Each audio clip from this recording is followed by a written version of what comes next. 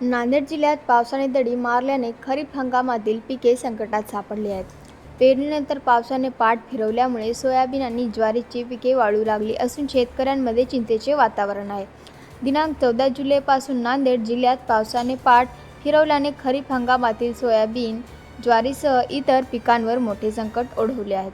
पेरणी करून अनेक दिवस उलटले असतानाही समाधानकारक पाऊस न झाल्याने शेतातील पिके सुकू लागली आहेत.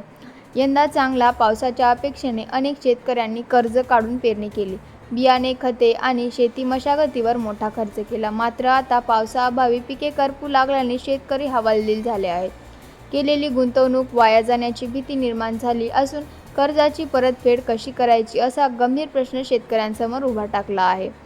पावसाने लवकर हजेरी लावली नाही तर उत्पादनात मोठी घट होण्याची शक्यता व्यक्त केली जात आहे.